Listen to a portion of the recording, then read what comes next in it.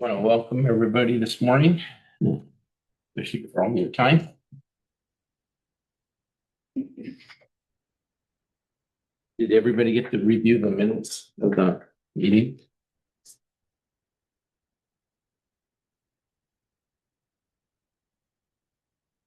Expecting Mark.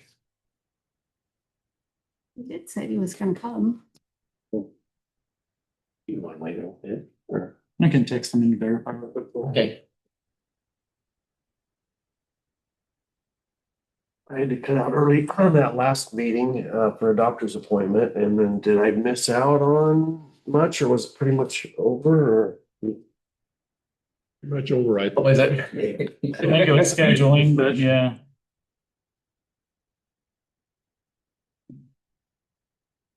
I think it's posted on the YouTube channel too. Jeff. Anybody have any questions on the minutes? Okay. Motion to accept the minutes as provided. Any second? Yeah, second, Jonathan. Any discussion? No discussion? We'll call for a vote. All in favor of accepting the minutes as presented? Say aye. All opposed? Same sign. Motion passed. Do we have any questions or comments? Yeah, I have a question. It doesn't really have to do with this budget. Does anybody have any idea what it would cost to replace this antiquated equipment? The equipment or the All one building? big bill swoop. The radio system or the building or No, not the building, no, the system. so the radio system itself, so the ballpark figure, it's kind of hard to guess with inflation, shipping and all that other stuff. But I think the last project that was done at the 800 megahertz, which that was, if I remember correctly, approaching the $20 million mark. I don't know if anybody remembers offhand, around 20. We have seen, depending on the equipment, going VHF, staying with the VHF system is considerably cheaper, though maybe not as, doesn't have all the bells and whistles, but it would give us the an upgraded version of the status quo system, essentially. Just the console equipment in the dispatch center alone, depending on who you buy it from, we've seen as low as, actually Tyler and I have looked at some quotes for around 600,000. You can actually go as high if you go with Motorola into the couple $1 million, if not a little higher than that, just for the radio equipment in the dispatch center alone. But when you look at all the sites, towers, you can, just shooting from the hip, it's got to be at least 10, 12, maybe 15 million, depending on how you do the project. If you're going to start and just wipe it out and start from scratch at each site, then absolutely. Can you update certain things and kind of piecemeal it here and there to bring it to a much more stable level? Absolutely. And you could probably do that more at the cheaper end, the 10 million, $11 million mark. It's definitely how you approach the project, who you use, the contracts you're looking at. And there is ways to leverage those conversations as well with Data Wireless and some of the other vendors. It's just and that's just really, quite honestly, shoot from the hip on a dollar. What do you think about that? Lost. So federal engineering, which the district contracted with in the beginning as a consultant, estimated that at that time that it was going to be about 35 million.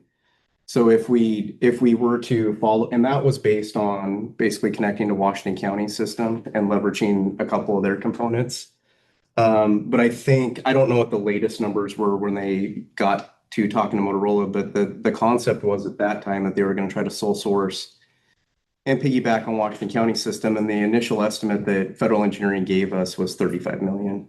And that was 2-3 years ago now. So the biggest expense is the civil part, which is you putting in the actual physical radio towers. That cost a lot of money. The construction, actually replacing the electronics, typically isn't as expensive. And then once we have, those radio sites in the right places too, it'll make it a lot easier in the future to do those refreshes than these huge projects that involve civil construction. And once we get back up to a baseline, the idea would be yearly to do a constant yearly updating. not all at one time, not one big expense. We should be doing work every year to stay on top of it instead of getting this far behind and trying to play catch up, which would alleviate a lot of that extra cost. We have to tear down some and move them, so the towers essentially, and move them to different places. Why is that? Well, just over the years, demographic mapping's changed, the engineering behind it's changed a bit, the programs they use change, and coverage. I mean, to be honest with you, when the system was originally built, coverage wasn't perfectly designed for some of the, say, canyons, mountain peaks, those kind of things. Yeah. As that stuff's changed, it all affects the system as a whole. So you find yourself, and even over the years, just, topography changes a little bit. You can change that, what that looks like, buildings in the way, building construction. I mean, there's all sorts of variables that play into that. I used to deal with the sheriff's office. He told me about several places that just. Yeah, and we still have. Here, it couldn't be heard. And we still have places like that in the county. And to be honest with you, I think over the years, it may have gotten a little worse in some spots. And it probably did improve in some, but with the system needing the updates that it needs, it's a big conversation, a big dollar amount to do it all at once. Which is why the current process would be to start kind of getting us back to the baseline. Once we get to the baseline, we can target individual sites that need the most updating, get those updated properly. Tyler and I, the board have had conversations. Well, the board will have conversations about relocating one of the sites from Scappoose PD to Scappoose High School. So that's the plan. Mm-hmm. And you think that's the superior way of going? It's definitely steps in the right direction. I know, it would be nice to start from just to go ahead and wipe it clean and start over. I just don't see us having that financial security to do so anytime in the near future. And it wasn't the plan, I'm sorry, just to add, it wasn't the plan when we went out for the levy. The plan then, we had everything in place to do much bigger. And forgive me for if I say any of the words incorrectly, because I'm a numbers girl, but the whole radio thing was going to get done, some Motorola thing, and we were going to pay our the money that we had in our savings that we've diligently saved.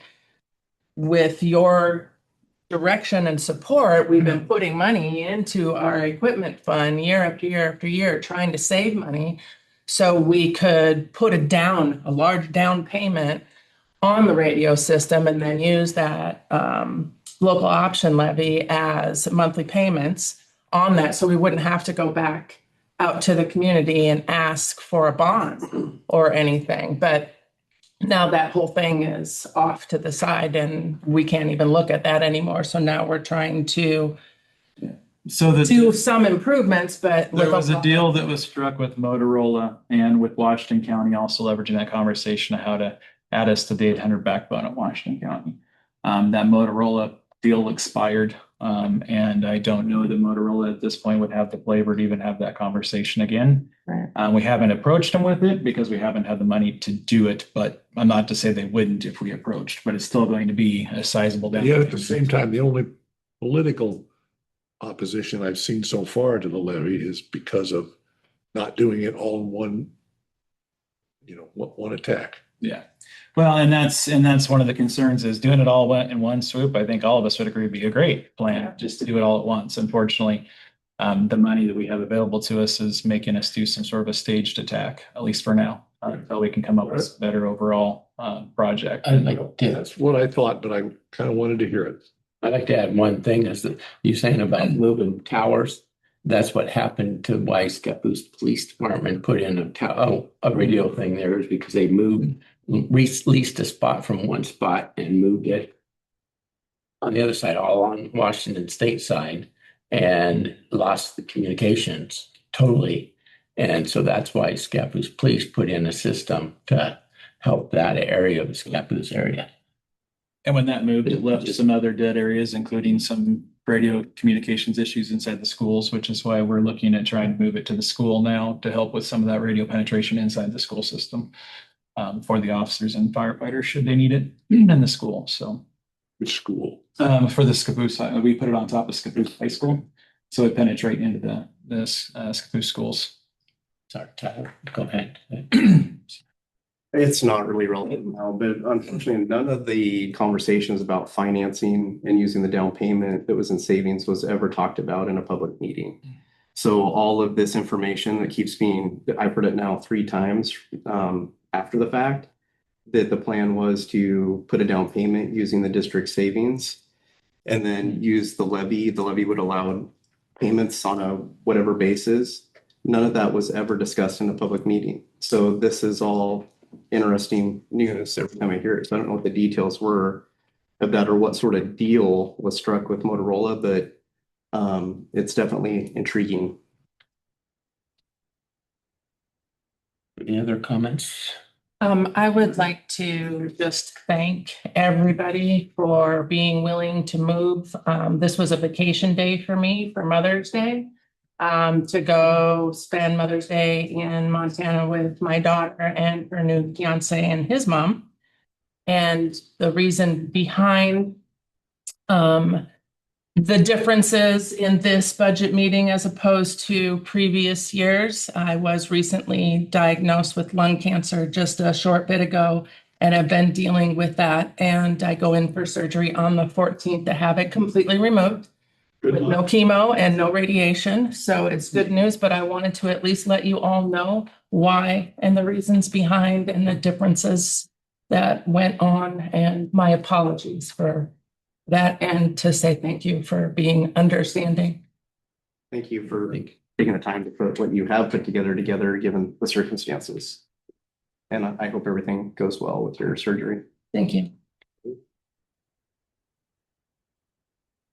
All right. Okay, we'll go ahead. Is anything, and no other comments? And,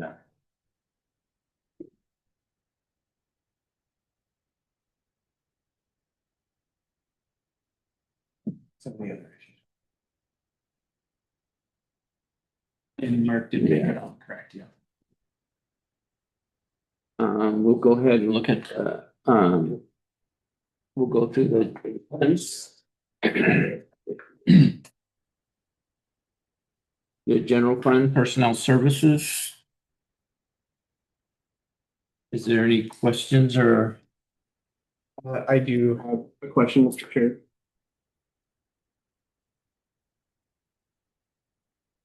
Go ahead. Oh, go ahead. I'm sorry. No, Sorry. no problem. Just trying to follow the rules here. So I remember. You have a whole bag of, you can throw my, what, you know. So in the last budget committee meeting, we heard from Executive Director Hypes about reducing the amount of communication specialists, which is the name here for dispatchers. I'm just wondering, has there been any sort of analysis completed, like an impact analysis based on position? Because if we're reducing positions, I guess what I'm asking is, why did we go to dispatchers and why didn't we look at the entire organization to do an Well, we impact haven't- study on reducing certain positions? We haven't reduced dispatchers. Yeah, We're basically, we're freezing hiring where it's at, is where it stands. So we have 4 open positions currently in the dispatch staffing. We're essentially not filling those 4 spots. We're not reducing staffing by any means at this point, though after this budget year, that would be the next logical step. Now, that doesn't necessarily mean it's going to be from the dispatch floor, because as we all know, the dispatchers, as they are already reduced from where they should be or before adequate staffing. And that's based off of cost analysis of overtime costs, where the scheduling fits, where we're trying to get to that 3 dispatchers 24/7. We're currently sitting at 3, I think 8 hours a day at best. And we'd really like to get us in a much better position there, as we do have, we have the fire department and 2 law channels that we try to maintain. So as far as minimum staffing is concerned and the staffing analysis is concerned, it really is based off of trying to hit that 3 dispatchers 24/7, which has been a goal, my understanding, for several years to try to get to that mark. So we're not reducing staffing, we're freezing staffing at the number that it's at now. Yeah, and maybe I don't think I explained that very well. So we're reducing the FTEs that were previously allocated though, Correct. because there was 17. Yes, there was 17 FTEs. and this will put us at 13. On that point, I think we have a typo potentially in the update that Mary Jo sent out on, sorry, looking through my email here.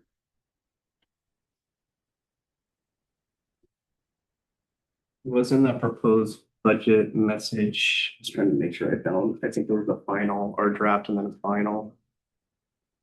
It is under staffing though, just to move things along. It was under staffing and it basically said, if I read it correctly, that there was 17 comm specialist positions plus 3 leads. And I think that what was meant there was that there's 17 total, including the 3 leads based on the monthly updates that we typically It do. says 17 full-time equivalent comm specs. Mhm. Yeah, and then hold on, I'll get to it. Sorry.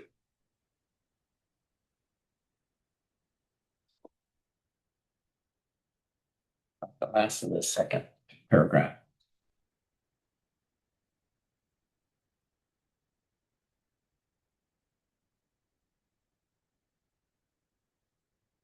Yeah, it says capped at 3 lead dispatcher positions and 17 full-time equivalent comm spec training positions. So I think if I gathered our monthly updates that we get in the board meeting, I think that's supposed to be 17, including the lead. Does that sound right? Well, it would be, but this budget is not based on 17. It's only based on 12 plus 2 part-time, and the 2 leads are in that 12, which is 1 more than we currently have on the floor. Right, yeah, I totally understand. I'm just trying to make sure that we have the accurate on the statement it's on is correct, yeah. it's on page 4, just FYI. Okay.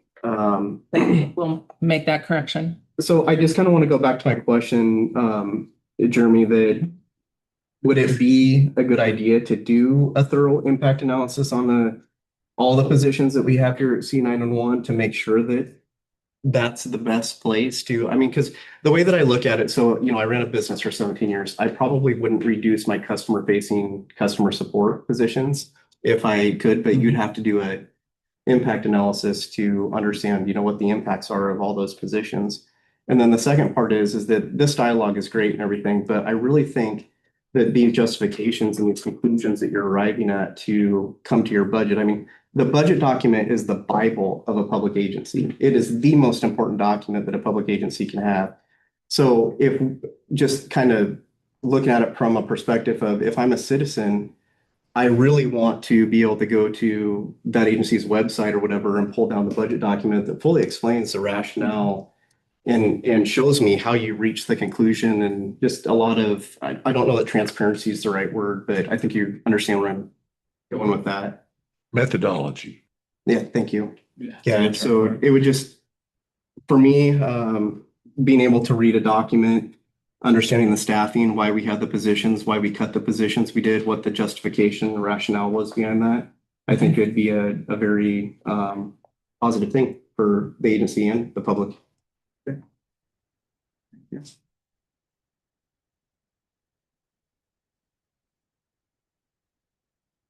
Any other questions or pictures or? Related to personnel, the other thing that I didn't see in any of the documents that we've received so far, and I know, potentially we're don't have all the, the regular draft budget completely done. Totally understandable. But I'm also not seeing the pay scale. And one of the other questions I have too is, if you open the cities up, you see what the beginning, all the steps are, what the top step is for every classification that the city has. I'm also really curious of how those classifications have changed over the last X amount of years. And then also, how the pay scale has changed. At the city, we're 3% COLA. And I saw a statement in your budget message that it was 2.5 to, I think, 6 or 8%. I don't remember off the top of my head. But that's also, I think, a point of conversation too of what we're agreeing to on COLA, because if every other public entity in Columbia County is giving their public safety positions a 3%, but we're giving a 6%, I think we need to have a conversation about that. So I know we're giving 3% right now, but I guess that's another point though, is that document says 2.5 to 6%, but then we're at 3%. So just kind of understanding. Yeah, why so that the says that. CPI was, so when the union approached us for negotiations, asking for the 1-year contract extension. They offered to negotiate just the 1 year extension, knowing that budget wise, we were in a sticky spot, not sure what was happening with the levy and all that. So they came to us and asked for that 3% is what they asked for at the bottom of that offer. And we felt that under the circumstances, since they were willing to put negotiations off a year, that the 3% was, after talking to our attorneys, the CPIW was gonna, they were estimated from 2.5 to maybe 3.2, 3.5 as what the low CPI would be. And so there was the conversation of, yes, the 3% is kind of in the middle of that mark. That's what we're looking at. That's what they're asking for. So we rolled with that 3% as far as trying to match the offer. And actually I received notification today and will be brought before the board on the association's agreement to the offer that was made, and that'll be brought to the board for approval at the upcoming meeting. So that's how we achieved that 3%. It was the bottom asking point of what they were looking for, and we felt that was because the attorneys felt that was going to be within the general range of where CPIW would last, that it would, or CPIW would last land, that it was adequate to bargain back with. Well, okay, got it. So that all makes sense. But can we update this document? Because nowhere in here does it say what you just said. It just says that generally explains that there's a 2.5% with a maximum of 6% CPI for the last 3 fiscal years, but it's not, I mean, this document's specific to what we're doing right now. So can we get it to updated to where it's Can you matched? tell me where it says that? Yeah, it's on page 4 under health wage benefits. And this is the budget message document that was sent out. And we had just found out from the union this morning that they were agreeing to that 3% mark that we're bringing in front of the board. So does it really need to be now? Because it's a 2.5 to 6%. So it is saying it's. I do believe, I mean, once the board approves it, I think we can update it at that point to spell it out specifically. It would make sense at that point, so the document is accurate to what actually happened. But we didn't update it because we were waiting on, one, for them to see if there was a calendar coming from them, and two, for our board's approval. Okay, just a recommendation though for the future, if we can do that, please mark these documents as draft, because Gotcha. these are being sent out as finals, and This is accurate information. This is not inaccurate at all. yeah, no, I understand that, and I agree with what you're saying, but it's not informative to the point that we all care about, and that is what exactly the percentages that we are going to be giving that impacts the budget that we are making a decision on. A generalized statement of a 2.5 to 6% COLA increase does not tell any of us in the document what the actual budget impact is. It's a range. So all I'm saying is if we can please put in there that the 3% is what that will clear it up. Right. Yeah, we'll update the document once the board ratifies the agreement with the union. We'll get it in there and spelled out properly with the exact negotiation. Thank you. The wage scales have been done and completed. I did them in order to do the documents. They just weren't put into the book. And I can get you copies of those if you would like those right now. If you have time, and it's not gonna interrupt what you're doing over there, that would be great. I'm all for information. I mean, we're here to do due diligence and follow the statutory requirements under the ORS as a budget committee and do good by everybody. So the more information we have to do that, I would welcome. Jeremy, I have a couple questions if you have a second. Yeah. Or Just for my own clarification. When we were talking about the positions, I heard you refer to it as a hiring freeze, and then I heard it also referred to as position cuts. Could you clarify which it is actually? So we're freezing at our current hiring stats. So right now, as of last budget year, the FTEs were 17 FTEs on the dispatch or certified dispatchers. So what we've done is we have currently 13 on staff. So we froze we were expecting to have 13 on staff with the one we were going to hire last week that did not make their psych. So the idea was to stick to that 13 and just not fill the 4 open positions. So I guess budgeting wise, yes, technically we're reducing ourselves down to 13 FTEs instead of the full 17 that we're currently sitting at. So, and those are unfilled vacated positions. Then can I also add that we have never been at that max, No. We have never achieved the max. ever. My understanding is at one point it was 21, 22, something like that. And then over the years, it's slowly been reduced because they haven't been filled so that the money can be used elsewhere in the budget, if I remember correctly. But I would have to, Danelle, are you online? Do you remember when, I think we were at 22 or when it was FTEs for 22? Yeah, I think it was 21 and it's been some years ago. Maybe 4 or 5 years ago. Okay, thank you, Danelle. And that was just for ComSpecs. Yeah, it was ComSpecs, correct. So how long have we been at the current staffing level? Danelle, that's probably a better answer for you. What was the question? I'm sorry. How long have we been at the current staffing level? We've been going up 1 or 2 over the last couple of years. I think that at the height we were at 14 3 years ago. So, and when we're talking about a full-time equivalency, we have 2 part-time right now. So when that number 13 that we have right now, 2 of those are part-time. So if we got another one, that other position that's budgeted for is 1 whole full-time equivalent, if that's making sense. So that would bring us.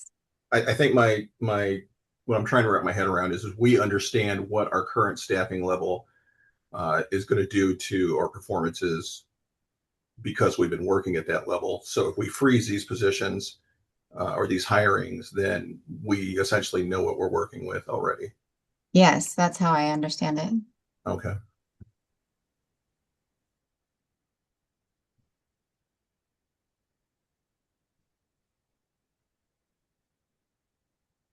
Any other questions on personnel? Mary Jo just sent me the wage scales. Would you like me to put them on the screen? We printed them also for everybody as well.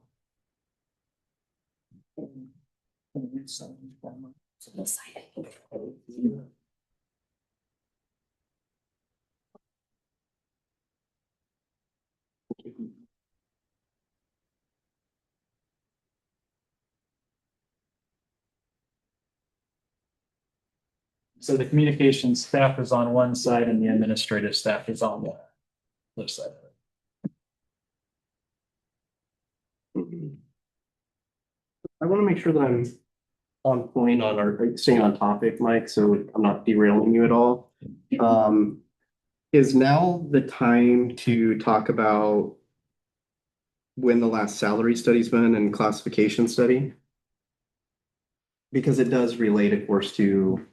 It does, but that's, I mean, personally, I think that's a board decision and not a budget. I mean, we are looking at positions and what the administration has determined, that's how I see it. But I know we're not involved in, contracts or labor negotiations. We're just going on the financial side of them, what impacts the board has decided to go. So I would agree with that, but my only question to that would be the board, this is an advisory committee essentially, right? So the board is actually taking what the advisory committee discussed and talked about and making a decision. So I'll let me put it this way. I'll just flag it so that hopefully we can talk about it at the board level. That we do a classification and wage study. We do them at the city all the time to make sure that we're, paying with like agencies in the I area. would think the board would do that. I mean, that is a responsibility of the board. I would think so and hope that we do, because looking at some of our classifications compared to like WACA, for example, and the wage scales too, there's definitely some very odd trends that don't make a lot of sense. So I'll just leave it at that. I hope that at the board level that we will take that and. You want me to add it to the agenda for conversation? Yeah. All right, we will add it to the agenda for conversation. And I bring it up here because of course it does, it does relate to money. It does. It does. Yeah.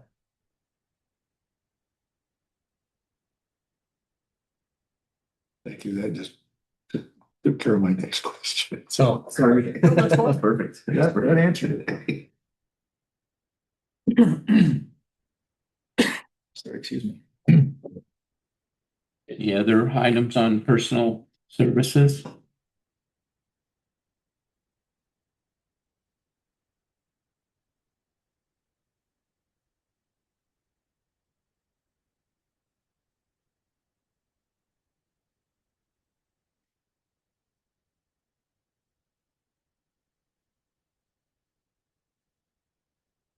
No other comments on total personnel services?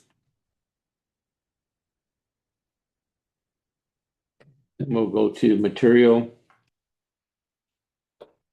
and services.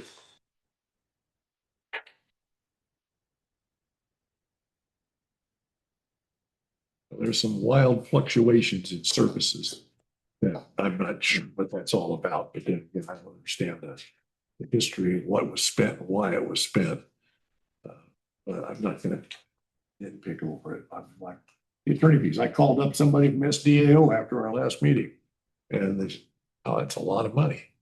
Why do you need that much for legal services? But anyway. I have a question about that too. Does the district use SDAO's pre-law services? Could we put that off? Yeah. Because wait, is that part of? I'm sorry, I apologize. That is part of materials and services. I apologize. So we interact with SDO at several levels. The pre-law services and insurance side is somebody we do deal with on a regular basis, generally through the board's just direction. But yeah, I mean, you have a question specifically around it that we can try to answer, or? Yeah, I mean, it is mainly looking at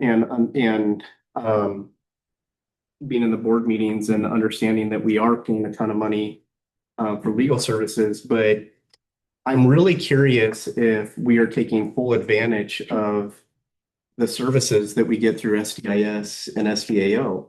Meaning, and I only know this because when we have had historically issues at the city, whether it be an employee termination or whatever, we immediately, even before pre-termination, we go and consult CCIS, which is the insurance carrier for cities and counties. And they give us direction on what they want us to do. And if we do that, we have a max cap of $10,000 in any sort of legal liability for that entire, that includes the cost of defense and any sort of damages payout. That is the same here. Okay. We are required to report prior to letting go anybody, any employee separations. So I just want to clarify. So that's on labor and employment side, right? So is that the same way though on any other potential? Because the way we're supposed to do at the city is Yes. if there's any threat or any indication of any sort of legal litigation, we go and consult the SDIS. I believe historically, once general counsel's notified, the board notifies general counsel of potential legal action, then yes, the SDIS is notified and interactive and involved in the conversation on what those legal services look like. And that's historically the way that the board of directors has approached it with general counsel. Okay. It's hard to. I guess my question is why isn't SDIS picking up the legal bills in full on different matters that have happened? Because I'm aware of that service, so I can't answer that. I know the payout is $25,000 per incident. No one at SDAO has ever told me, no, we'll pay all your lawyers' bills. And I don't think SDAO would want to pick up those. well, just for clarification, it would be the insurance carrier SDIS, and the way that it works with the city with CCIS is we report it to CCIS and they go and retain insurance defense counsel under the rates, that they have established for insurance litigation. So that counsel's billing the insurance carrier directly and it doesn't even come to the city. So I guess I'm not asking to know, just to clarify, I'm not asking to know specifics. What I'm asking to know is what our policy and procedure is to make sure that we're taking advantage and we're not just paying general counsel at $495 an hour when potentially we could be reporting these claims to the insurance carrier who says, and asking, like, what does our policy cover? Are you guys going to assign insurance defense counsel? And then if the policy allows for that, of course, we want them to do that to save the district money. So it's just making sure that we are following and we have an SOP every time so that we make sure that we're not paying, money to general. We do report every single time to the agent. I would be really curious to know then, this is probably at the board level, but I'd be really curious to know then on the different matters that have occurred over the years, why SDIS is not paying for those. And this goes to Mr. Reed's comment about the attorney fees being so high. And it's been because of litigation, to just flatly answer your question. But was the litigation necessary? That's another question. And then That's why I called my friend at SDAO. So we He went. was a little astonished. We went back to necessary, using the word necessary litigation. That confuses me because when we're sued, it is necessary for us to defend ourselves. And every time we've been sued, we've defended ourselves. And that's what these costs are. We are not out suing people. That would be, I would think, unnecessary litigation, maybe, unless we had a really good reason to sue someone. But we're defending ourselves. That's necessary litigation. I think this does need to go to your board, because it is high legal, and even when I'm in multiple districts and we've been sued, and our attorney fees are very light because it's turned over to special districts with insurance, ICE, whatever.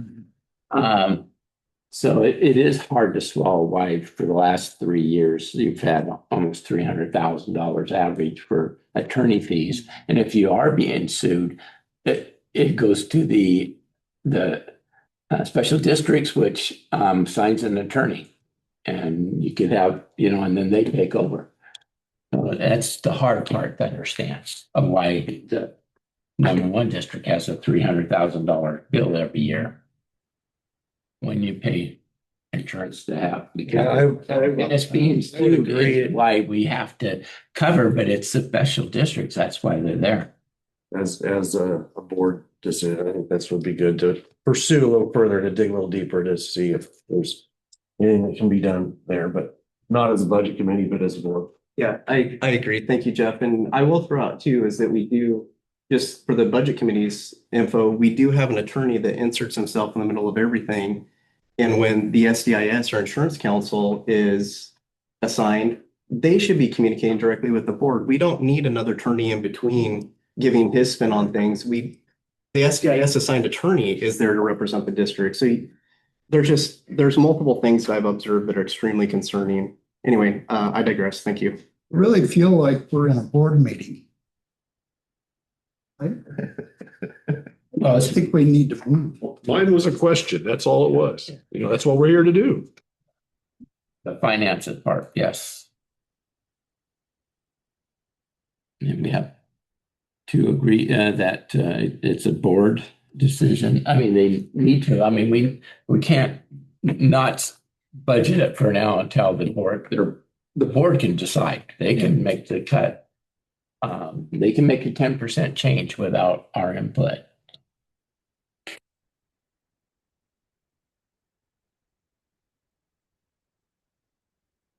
Any other?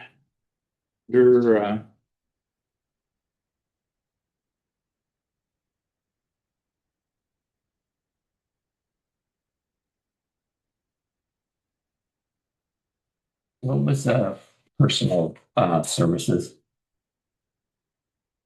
The dollar amount? I made a note. I forgot. 3,510,491. Oh, no, I'm sorry, under legal services, Oh. professional services. Oh, professional services. Yeah. Gotcha. Okay. I'm sorry. Legal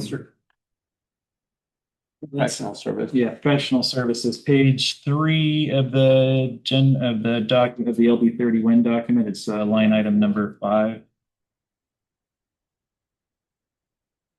Or 4, sorry. Professional services.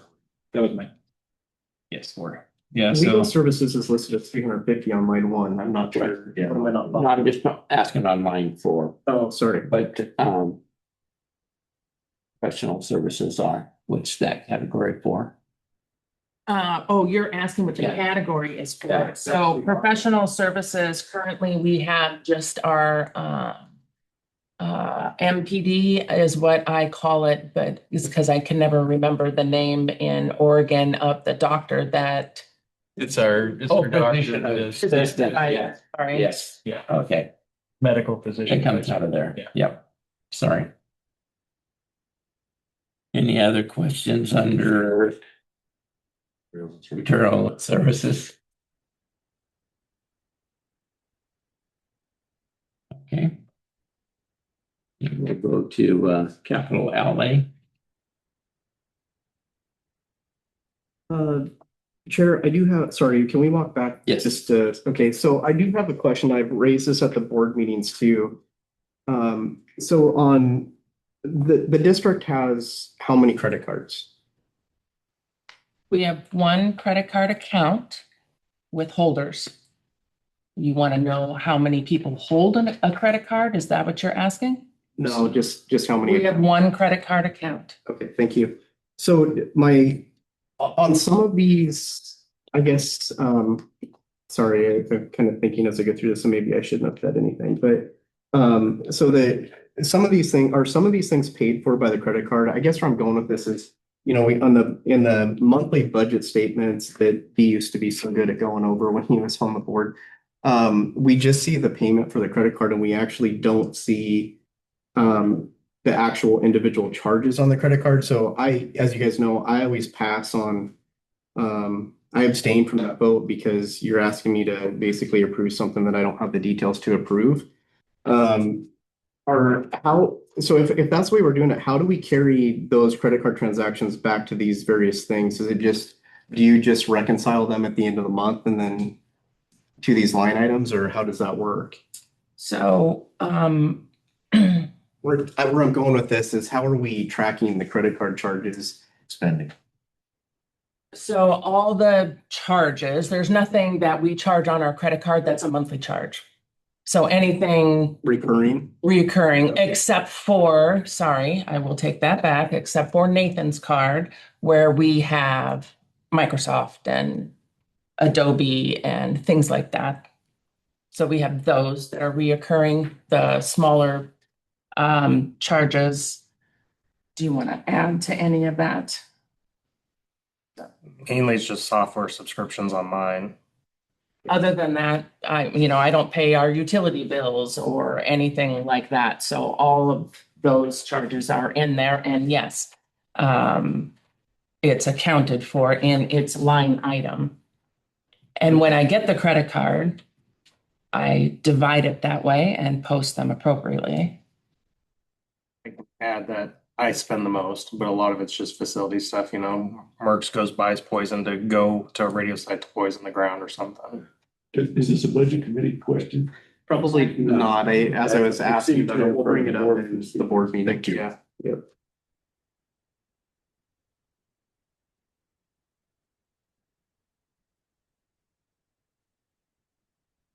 Anything under capital outlay? I think I did that already. Okay.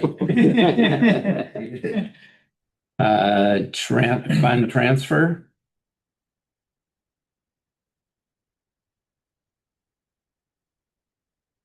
Contingency?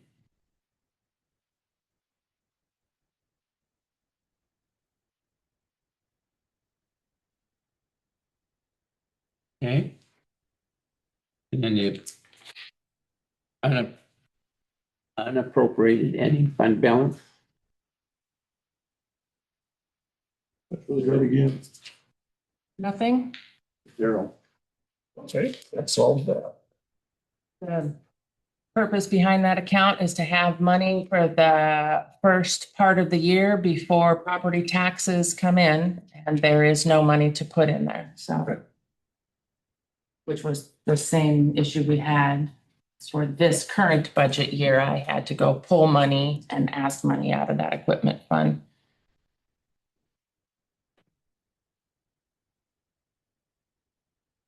Okay, and that's reserve funds or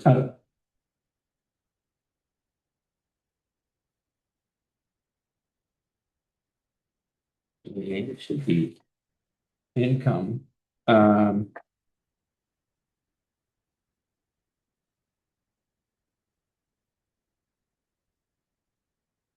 Yeah, no, the next page is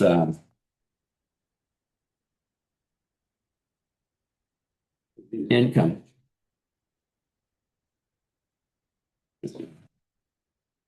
What page are you on, Mike? What is that?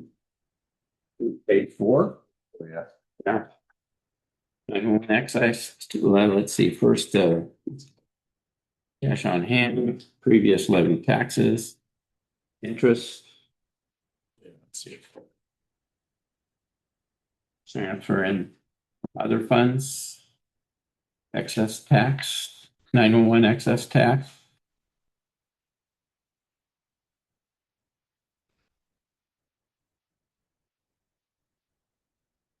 Resources is what I want to say. And the total is estimated to be received tax. 1,651,960.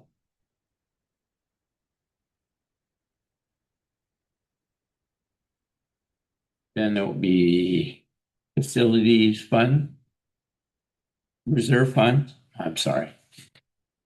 Cataracts aren't working. Okay, facility reserve. Any questions?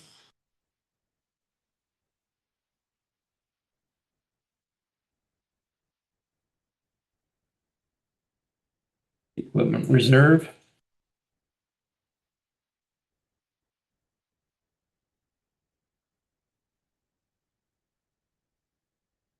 And revenue loss reserve.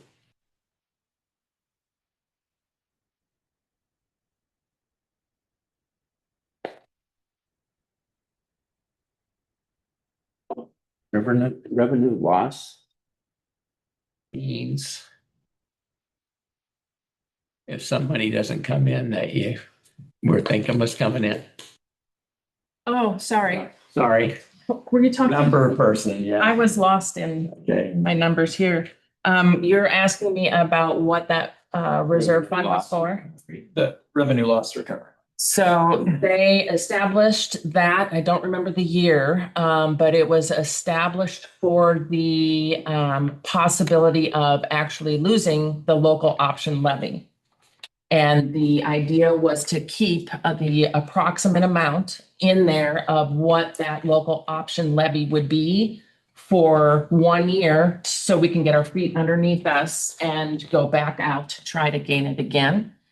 So we had 1.8, I believe, in there when we lost the levy in 24.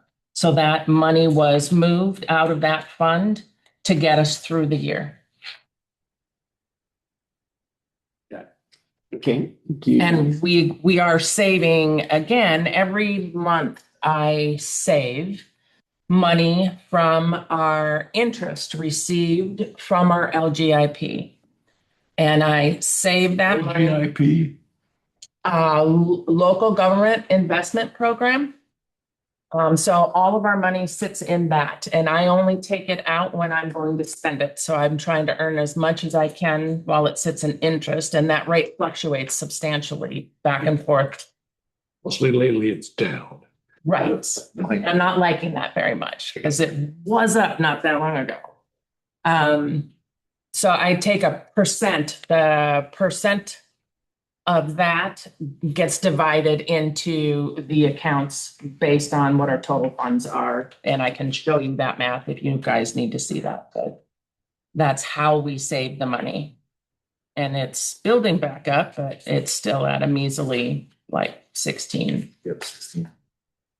Yeah. 307.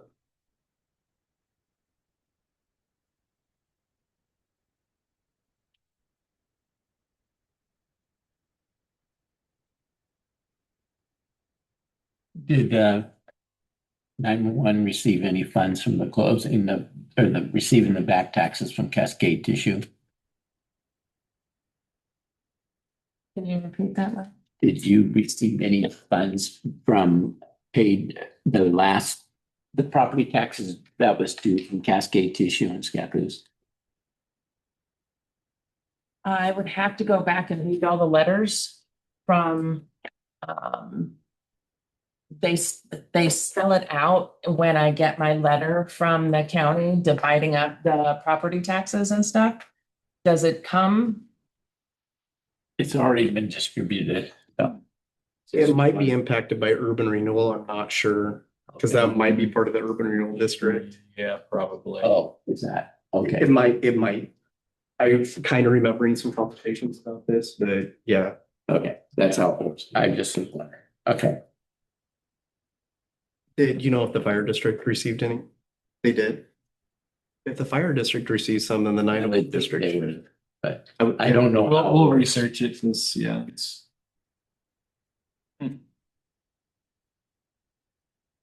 It was substantial for Scappoose. Which I ever got, we're saying, no, we're not gonna give you as much. Never got one that said we're gonna give more. Yeah, I don't know how they do Well, that. I think it was because they had deferred taxes for a period of Yeah. time, but they had. They didn't need taxes, yeah. Yeah. 3 years. If they left before a certain time, then amount became due. Right. And I think that's what Mike's referring to. Yeah. I would just, It happened in 1 or 2 because it was under Columbia County's watch. And they had, because they got a tax incentive. And they didn't hire as many people as they supposed to get that. Let's see. Now we need to approve the budget. Mary Jo, do you have any wording or? It's just more or less what it states is somebody Okay. moves through fiscal year 26-27 budget.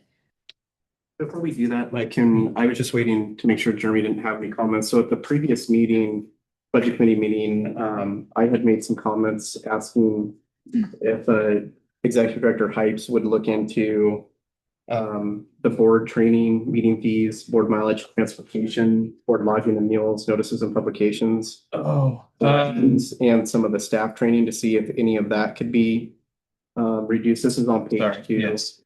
Was anything? So as far as staff training, I mean, we can always reduce staff training. The problem with staff training reductions are the majority of that is going towards dispatcher training. If we cut that back at all, we're going to be cutting us the ability to train our dispatchers with adequate training.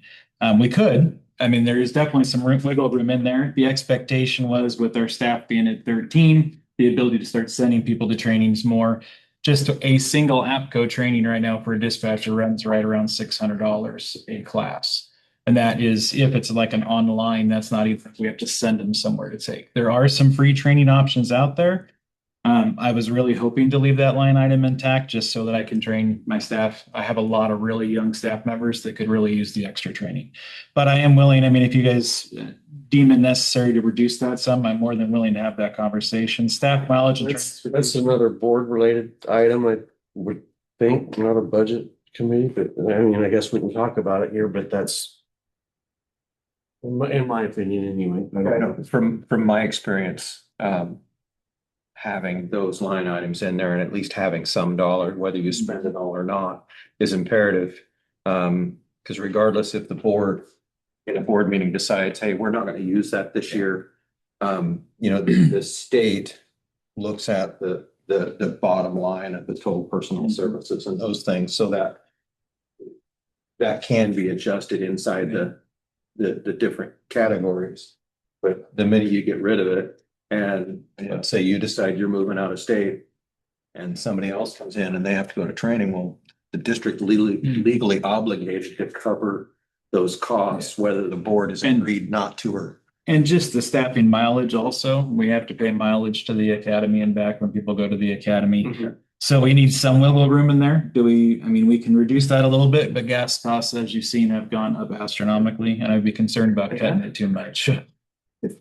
Yeah, I had a friend from across the country complaining the other day about $3.80 for gas. I'm like, no, don't even talk to me about that. Yeah, Maryland, I saw was $3.70. It was in Virginia yesterday, and the gas was about $4 a gallon. Yeah. And that is. So just a little context for me, what I was thinking about when I saw this was, sometimes when we review the monthly expenditures at the board level, there'll be things on there occasionally, like the one that comes to mind immediately is like a CAD conference. So, and to Dean's point, I think we do keep them on here because that makes sense. Yeah, it's just, you're covering your bases there. I think, and then it gets back to Jeff's comment about this being a board issue, that I think what the potential discussion would be is like, hey, please just try to keep those. Yeah. Well, and with this most recent CAD conference, we actually had that conversation. We sent 2 staff members, the people that deal mostly with the CAD. And historically speaking, sometimes that would be a manager as well or a director. I haven't had the time nor the interest in attending with all the stuff I've had going on here. We also made the decision the managers weren't going to go. We have the APCO International Conference coming up in San Antonio. I'm attending that, and Kirby will be attending that this year. We were originally talking about 4 people, but we've reduced it to 2, and that's only because I have APCO board responsibilities currently. We also have, and as far as the training that can be gleaned for a training coordinator, which is Kirby's role, there's a lot of great training there that she can bring back and try to turn into training in-house. We always look for options to keep people local. We always look for options to get free training if at all possible. Denise Amberly does a lot of travel training. They don't generally charge. And so we try to get people to that one because that one's a little either free or really low cost training. That's good stuff. We do actively look, and we have tried to avoid spending that full budget line this year just because we know where we're sitting at. And though the money sits there, every time we talk about training, and the discussion is what's the benefit of this training? How much is it actually going to cost us? We are sending 1 person in the NENA conference this year. We've never gone before. I am going to send 1 person to that one just to see what their thought process is on if it's worth trying to attend before, because it is becoming a little cheaper than the APFO conferences, but that's also based on location, hotel costs, travel fees, those kind of things. So unfortunately, because of the floor staffing, it hasn't made sense to send dispatchers to a lot of training far from home because we need them for staffing purposes, but we do try to incorporate them as much as possible. We just haven't been able to, which is why these are a little higher this year. I'm hoping that with the numbers, we could potentially try to get people out more. I don't know what our staffing looks like. I don't know that we'll be able to achieve those numbers, but I would love to say that we're going to get people out to the training they should be getting. So. And then within that context, I think we can leave the board related items, but again, I think at the board level, we need to cut back on things that we don't necessarily need to really go through. You want me to add that to the? Yeah, we can certainly talk about it at the board meeting.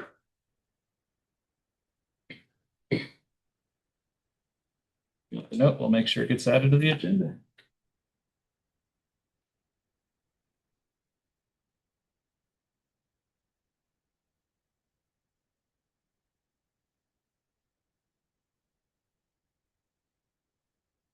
Okay, any other?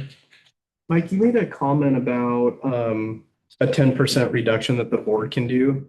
So if we make, just to clarify that, which if we approve this budget as the budget committee and it goes to the board for approval, can the board before approval say, no, we want to reduce this, or is that after it's approved that it It's can be? within I'll take an example of personnel services, not that 3,510,000. So you can make 10% of that changes. 350 without having to come back. Okay, so is it, just to clarify, so is it after the board approves the budget that they cannot flux that more than 10%? Yeah, I think you, during your whole year, you can make some changes to your budget. We just have to go Yeah. through the formalized budget. So it's kind of an as needed thing if Yeah. something comes up and we need to. Well, actually, your this category, well, let's take one that's, material and services with a total of $1,400,000. I mean, you could go over on a tower lease rent, you could go up to $70,000 and then not spend 30,000 somewhere else. Just because the total, all we're approving is the total amount. By My understanding. category or total budget? No, total Right. under material services. By category. By category. And like I was saying earlier, the approval and the amount, the ability to adjust within is the ability to adjust within basically your bolts. Okay. So you can spend more in one area and not in the other. The state's worried about the bold numbers. Okay, I'm just curious where the 10% is triggered. So you can, throughout the year, say something happens, the board can get together, have a meeting, go, listen, we need to adjust this, and you can move things by 10%. Okay. Otherwise, you'd have to call us back, which would just be a Reconvene. and say, we need 20% removed because of whatever reason. Tower, fell over or whatever. So anything over Don't jinx 10%, me we need with to Don't jinx me with that. convene the budget committee to have that conversation. With the temp. Okay, got it. Like you just put a curse on me or something. Yeah. So he put it out in the universe. Yeah, sure.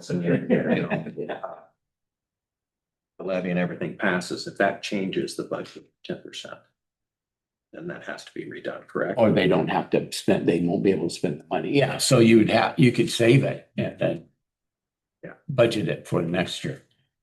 So it's okay to accept the levy, but you can't change what you're spending. So if you want to go in with that money and get it next year, right? You can if you do a supplemental budget, which is what I intend to do if the levy passes, is a supplemental budget. And if you're going to change any bold numbers, a supplemental budget is needed. Does the budget committee have to reconvene for that, or how does that? Yes, absolutely. If you go, yeah. Got it. I just didn't know if the supplemental budget was a way that didn't have to qualify for doing the reconvening of the budget committee type of thing. You have to reconvene for. That makes sense. Okay, thanks.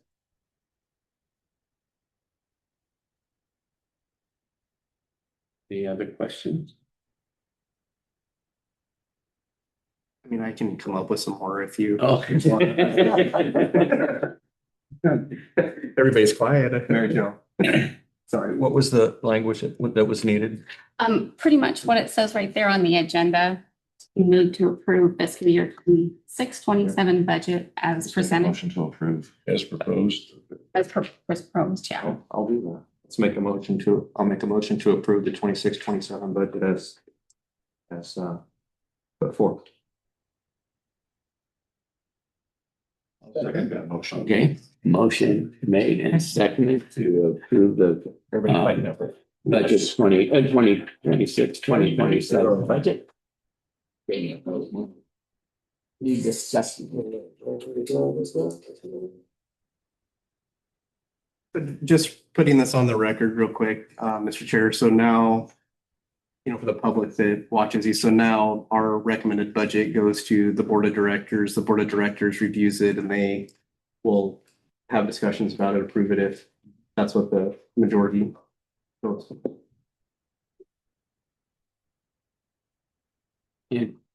When is the budget or budget meeting? The budget hearing is scheduled for May 28th. Our normal regular May meeting, it just starts at the beginning. Any other discussion or discussion? Yeah, discussion.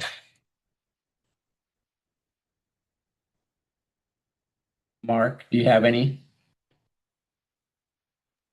Nope, I'm good. Okay. Call for a vote, all in favor for approving the 2026-27 budget. All in favor, say aye. All opposed, same sign. Budget's been approved. Mr. Chair, may I make just one comment? So